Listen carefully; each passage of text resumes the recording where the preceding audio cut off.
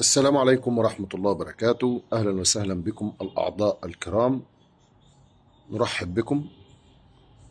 اليوم موعدنا مع سلسلة جديدة وموسم جديد في قناتنا أحداث شبكة أحداث روحانية. الموسم اللي هقدمه لكم مكون من 30 حلقة، سميته خواتم وكشوفات للقلب والشتات. العنوان بيجمع 4 فصول، كل فصل 7 فيديوهات، من كل أسبوع 7 فيديوهات خاصين بالأربع كلمات التي في العنوان. وعلى سبيل المثال الأسبوع الأول سميته علاجات وكشوفات. علاجات وكشوفات. درس رقم 1 من الأسبوع الأول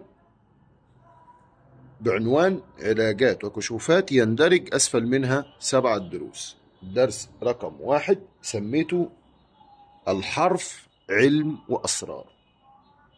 الحرف علم وأسرار. أوضح لكم أكتر. لو أنا عايز أكشف النهاردة أو عايز أعالج، بقدر إزاي من علم الحرف أقدر أعرف الكشف أو أقدر أعرف العلاج؟ بمنتهى البساطة، ده مكون من قسمين. خلينا نقول إن القسم الأولاني هنسميه كشف، والقسم الثاني هنسميه علاج. طيب إزاي يا شيخ طاووس؟ أنا هشرح لكم إزاي بطريقة مبسطة وسهلة لكل طالب ولكل إنسان بيسمع الدرس ده، هيستفاد منه كتير جدا. خير الكلام ما قل ودل. أولا عندنا معلومة مهمة، ألا وهي بنقول إن إحنا لما نعوز نكشف عن إنسان، طرق الكشف في علم الحرف كتير جدا. وعلى سبيل المثال خدنا اسم أي شخص، على سبيل المثال مثلا اسم باهر، اسمي مثلا، تاخد اسمي تجمع اسمي مع اسم الأم. طبعا كلمة ابن أو كلمة بنت ما بنجمعهاش في الحساب، احنا بنجمع اسم الشخص واسم أمه فقط لا غير. هجمع اسمي مثلا، يعني الباء ب2 والألف ب1 والهاء ب5 والراء ب200، يعني في الآخر هيدينا 208. لنفرض اسمي مع اسم أمي جمعناهم 208.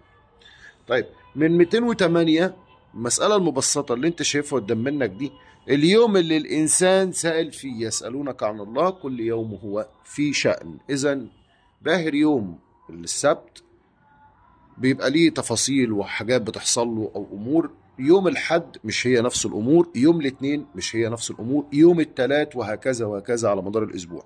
وهنا كلمة باهر يعني كلمة الناس كافة، البشر كافة، كل يوم الإنسان في شأن.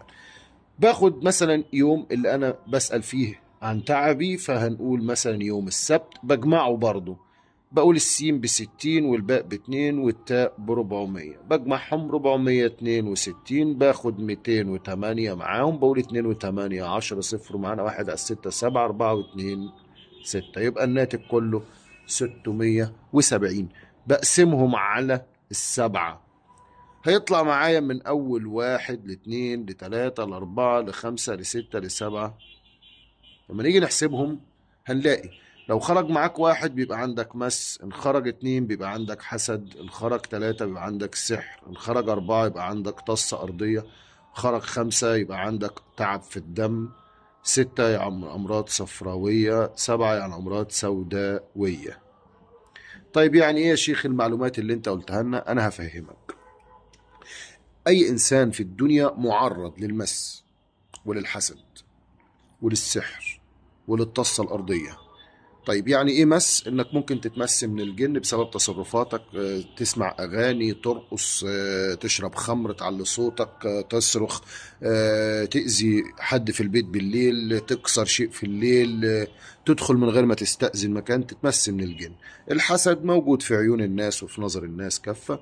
السحر ممكن يكون من الانس او الجن، ركزوا، من الانس او الجن، واكيد هتتسحر في يوم من الايام إلا من رحم ربي. إذا ممكن ربنا أو ممكن شخص يضمر لك الشر العمر كله، ويدنه القدر واقف ما بينفسش فيك لأن الله لا يريد، لكن واقف يعني موجود ما بينه وما بينك ستر أو حجاب.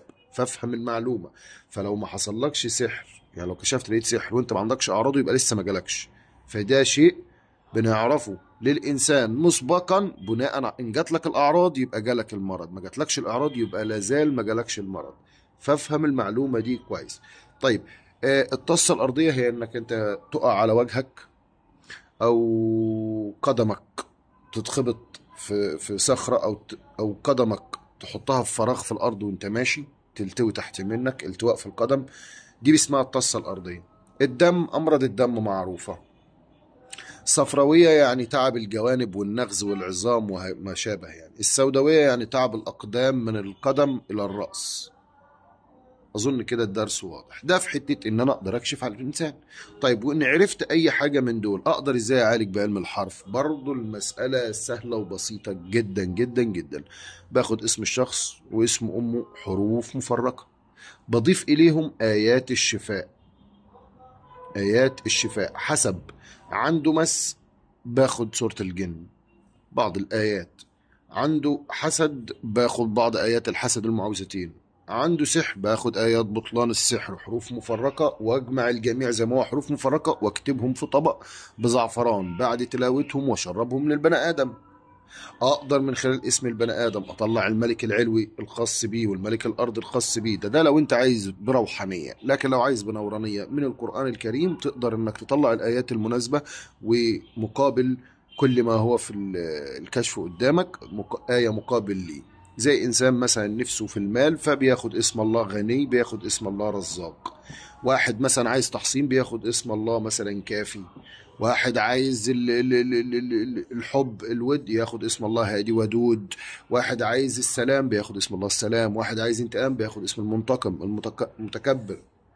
فمن هنا هو ده علم الحرف واسراره، ودي بداياته. فانا بديك البدايه.